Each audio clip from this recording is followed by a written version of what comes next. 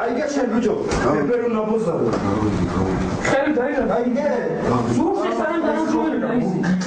ციხის სკანდალის სკანდალური გაგრძელება ამ სათაურის სტატიას კვირის პალიტრა აქვეყნებს. რა მოხდა გლდანის მერვე საფრთხებილეში, ვინ მოიპოვა სკანდალური ფირი და რატომ გადაეკიდნენ ერთმანეთს მოკავშირეები.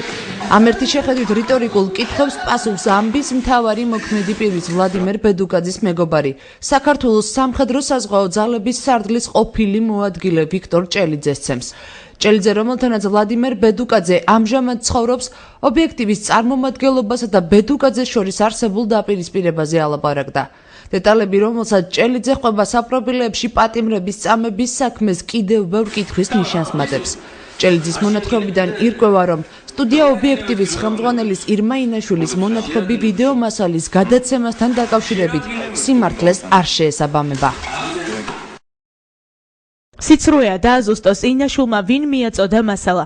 სინამდვილეში ბედუკაძემ ერთ კაცს სთხოვა დახმარება იმისთვის, რომ საზღვარგარეთ გაეღწია და ეს მასალა გაეტანა. იმ პერსონის სახელსა და გვარს ამჯერად არ დავასახელებდა იქ-სად მოიხსენიებ, თუმცა დავაზუსტებ, რომ არც მერაბიშვილის მოადგილეა და არც შინაგან საქმეთა სამინისტროში მუშაობს. ეს პერსონა ერთ-ერთ გაოპოზიციონერებულ ქალბატონთან მუშაობდა. სწორედ ამიქს მოუთხრა ბედუკაძეს ჩახვალ ბრიუსელში, სადაც გიორგი ფოფხაძე დაგვხვდებაო. ფირი კი თავად დაიტოვა და ბედუკაძეს და რომ მასალას როგორღაც მიაწვდიდა ბრიუსელში, თუმცა ამიქსმა პარალელურად ინფორმაცია მერაბიშვილს მიაწოდა. საბოლოოდ ირმა ინაშვილმა მხოლოდ კურიერის ფუნქცია შეასრულა და ფირი ბრიუსელში ჩაიტანა. ეს ერთადერთი ბრალდება არ არის, რომელსაც ჭელიძე ობიექტივს და სხვა ჟურნალისტებს უყენებს. საქართველოს სამხედრო საზღვაო ძალების სარდლის ყოფილი მოადგილე ყვება, რომ ბედუკაძე ობიექტივის წარმომადგენლობამ ბინძურ თამაშში ჩაითრია. ჭელიძე ირწმუნება, რომ ბრიუსელში ობიექტივის წარმომადგენელმა მერა ბლადაძემ, რომელთანაც ბედუკაძე გარკვეული პერიოდი ცხოვრობდა სასმელში, რაღაც ჩაუყარა. გათიშა და შემდეგ კი ისე სცემა, რომ მან ტვინის შერყევა მიიღო. ჭელიძე ირწმუნება, რომ კადრების სააშკარაოზე გამოტანა ბედუკაძემ თავად გადაწყვიტა, თუმცა ამაში ხელი სტუდია ობიექტივის წარმომადგენლობამ შეუშალა.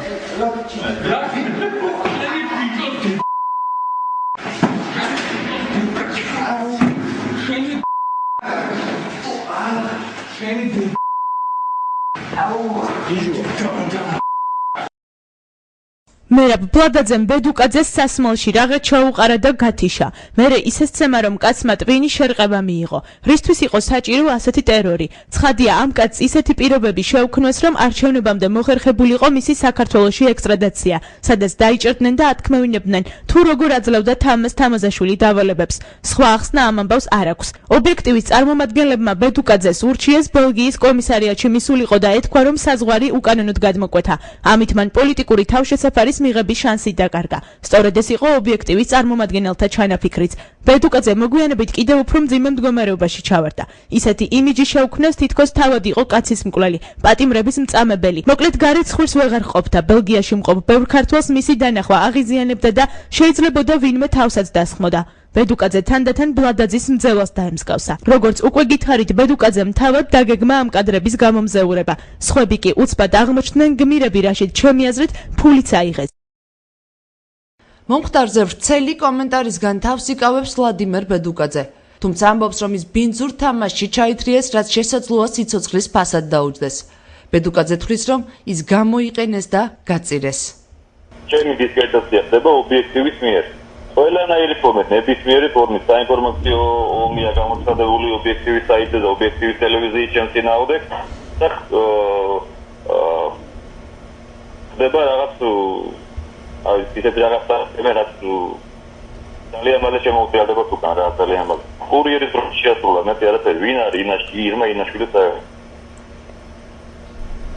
ირმა ინაშვილი უბრალოდ მოახდინა ფირის ტრანსპორტირება ბელგიაში. და სავარაუდოდ შესაძლოა პარალელურად მერაბიშვილს მიაწოდა. ამ არ ვიცი. ეს არის თამაში ჩემს წინააღმდეგ, წინასწარ დადგმული სპექტაკლი, ყველაფერი ზომებრივი მონაწილე მე აღმოჩნდი. ხდებათ გავაკეთე, რომ ჩემი ოჯახი მძევლად არის ფსიქოლოგიურად განაცემეთ. ეს მიიღეს პირდაპირ ობიექტივმა თავის თავზე. რატომ მიიღო ობიექტივმა თავის თავზე, თუ მძევლად აკავდა და რატო აღშფოთდნენ ეს, რატო ესეთი აღშფოთება რატო გამოხატეს? თუ ეს კინოფილმს არ შეესაბამებოდა. ფსიქოლოგიურად მოხდება რა თქმა უნდა ჩემზე, ეს თავის ყურადღებას ვერ მატარებდნენ და დანეროს ფერმონსები როგორც სულ უნდა დაწებობა და მაგას თამაშები. დამწირა იმ ადამიანმა ყო ვისაც მე ვენდეცო ვისაც მე ვასრულებდი მე არანაირი სრული არ მქონდა პოლიტიკაში მინდოდა პოლიტიკაში ჩარევი.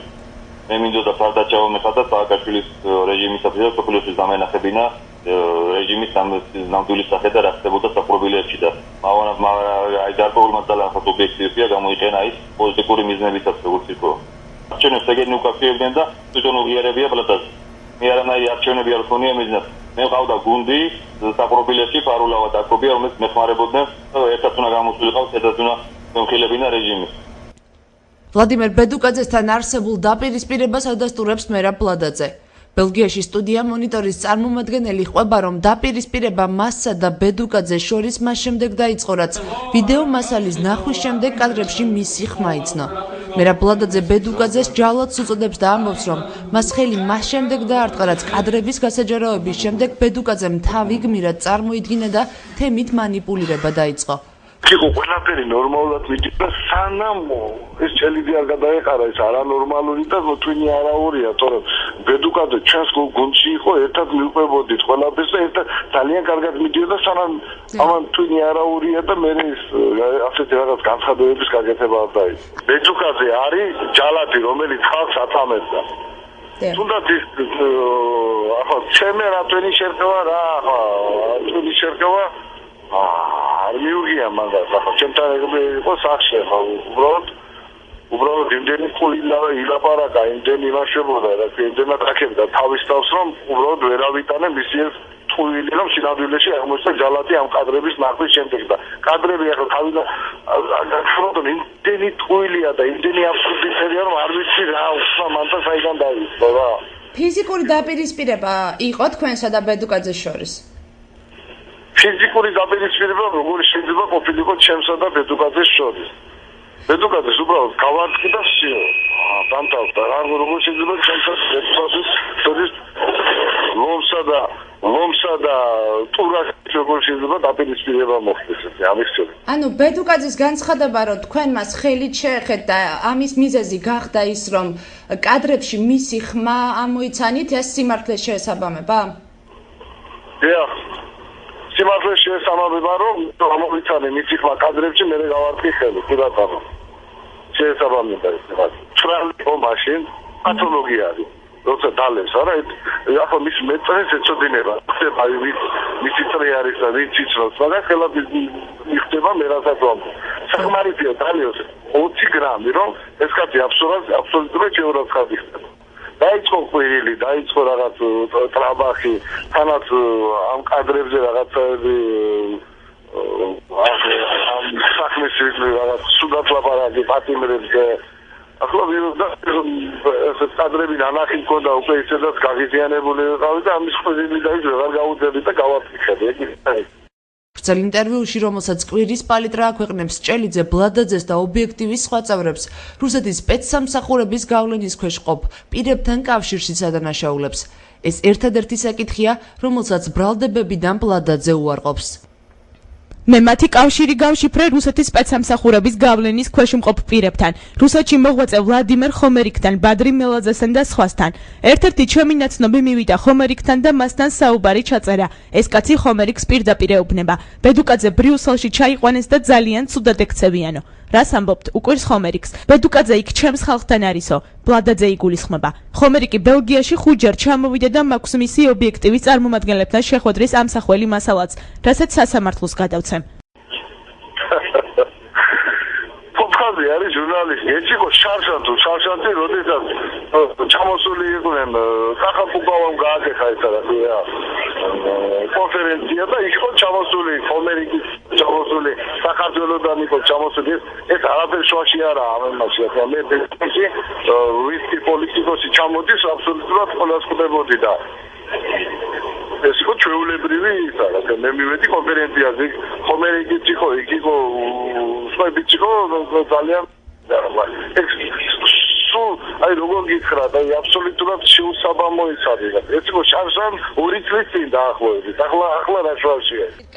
მერაბ ბლადაძე ჩვენთან საუბარში ბედუკაძესთან პირველ კავშირსაც იხსენებს და ამბობს, რომ ბედუკაძე მან ირმა ინაშვილის მეშვეობით გაიცნო და ის მათი გუნდის წევრი იყო მანამ, სანამ ვიქტორ ჭელიძე გამოჩნდებოდა. ბლადაძე იმასაც ამბობს, რომ გუნდმა, რომელშიც ბედუკაძეც ირიცხებოდა, ის გამოიყენა საქართველოს საკეთილდღეოდეს კი მისი თქმით დასტურდება იმით, რომ გავრცელებულმა კადრებმა გადაწყვიტა არჩევნების ბედი. ბედუკაძე გამოვიყენეთ რა, კი, გამოვიყენეთ ბედუკაძე საქართველოს საკეთილდღეოდ და მე მგონი იმ კადრებმა გადაწყვიტა არჩევნების ბედი, ხო? ახლა თუ გამოყენებაზე კი გამოვიყენეთ, რაზეა ბატონო.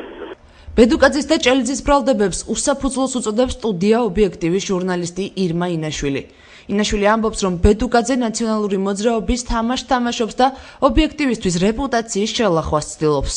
არის სისულელე და აბსურდი, რასაც ეს ადამიანები ყვებიან და პირდაპირ შედის ხელისუფლების ინტერესში და მართულია სააკაშვილის რეჟიმის ნარჩენებისგან ეს პროცესი მთლიანად. ამას უკავშირებს სააკაშვილის ინტერესს პირდაპირ, რომ მოახდინონ ობიექტივის დისკრედიტაცია.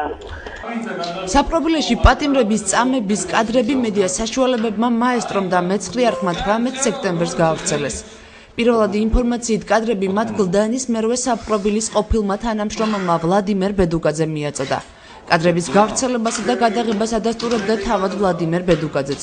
თუმცა რამდენიმე დღის შემდეგ ასევე მეცხრიარხის ეთერში არხის ჟურნალისტმა გიორგი ფოფხაძემ განაცხადა, რომ მას კადრები არა ვლადიმერ ბედუკაძემ, არამედ სტუდია ობიექტივის ჟურნალისტმა ირმა ინაშვილმა მიაწოდა. ამ წუთებში ჩვენ ბრიუსელიდან მივიღეთ მასალა, რომელიც ჩვენმა კორესპონდენტმა გიორგი ფოფხაძემ მოგვაწოდა. ვიდეო 2011 წლის მაისშია გადაღებული და მასზე ასახულია საპატიმროში პატიმართა წამებისა და გაუპატიურების ფაქტები. მეცხრე არხის ბიუროს ეს კადრები მერვე საპრობილეს ყოფილმა თანამშრომელმა ვლადიმერ ბედუკაძემ მიაწოდა, რომელზეც ამჟამად ძებნაა გამოცხადებული. მე ხა ვამბობ, რომ ეს კადრები მე მომაწოდა ქალბატონმა ირმა ინაშვილმა, რომელსაც დაუკავშირდნენ მაღალჩინოსნები. შინაგან საქმეთა სამინისტროს მაღალჩინოსნები.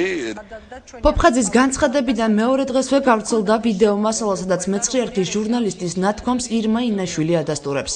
მას შემდეგ იცვლება კადრების მოპოვებისა და გავრცელების ბედუკაძისეული ვერსიაც. ინაშვილმა და ბედუკაძემ ამ დრომდე ვერ გაიყვეს ის, რაც მათ კადრების გავრცელებამ მოუტანა.